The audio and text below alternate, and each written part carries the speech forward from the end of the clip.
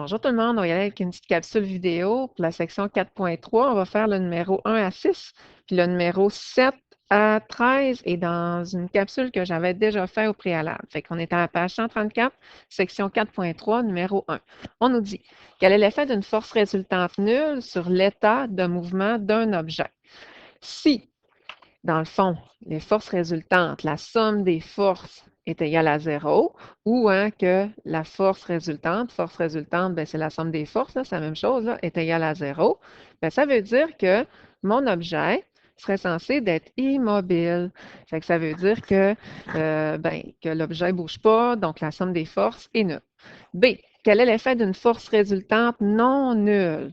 Fait que ça veut dire que si ma force résultante n'est pas égale à 0 sur l'état de mouvement d'un objet, bien, habituellement, donc si on a une force résultante non nulle, ça va modifier soit la grandeur, soit l'orientation ou la vitesse donc d'un objet. Fait que c'est sûr qu'on va avoir une modification de l'état de notre objet qu'il était au préalable. Numéro 2. Deux enfants tirent sur le même livre, fait qu'on va présenter le livre là, par un petit carreau en même temps. Fait qu'on a un enfant 1, donc force de l'enfant 1, admettons, force de l'enfant 2, puis ils tirent donc en même temps. Pourtant, le livre, donc, il ne bouge pas. Fait que ça veut dire que le livre est immobile. Donc, il faut comprendre que si le livre est immobile, c'est que la somme des forces est égale à 0. Autrement dit, que les forces résultantes sont égales à 0. Fait que ça veut dire qu'on n'a pas le choix.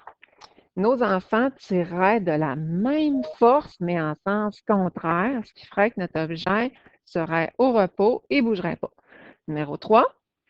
Trois forces différentes agissent en même temps sur un objet. La force résultante peut-elle être nulle? Expliquez donc votre réponse. Ben oui, il suffit finalement que la somme des forces de nos trois forces soit égale à 0. Fait que si on additionne, admettons, la force 1 plus la force 2 plus la force 3, donc avec leurs composantes, ben ça se peut très bien que ça donne 0 puis que mon objet ne bouge pas puis soit immobile. On se rappelle, quand la somme des forces est égale à 0, ça prouve que mon objet est immobile. Numéro 4. Un objet au repos peut-il n'avoir qu'une seule force, donc agissant sur lui? Si oui, donc donner un exemple, ben c'est non. Parce qu'habituellement, quand on a juste une force, ben c'est sûr que cette force-là, elle a donc un nombre de newtons donc prédéfini, fait qu'on ne peut pas avoir la somme des forces, c'est impossible, est égal à 0. Fait que j'imagine que l'objet va se mettre en mouvement, donc il va changer donc d'orientation, donc il ne va pas être capable de rester au repos. Numéro 5, un objet peut-il se déplacer selon une orientation, tandis qu'une force agit sur lui pendant un certain temps selon la même orientation, mais en sens inverse. Donne un exemple, puis expliquer donc pourquoi.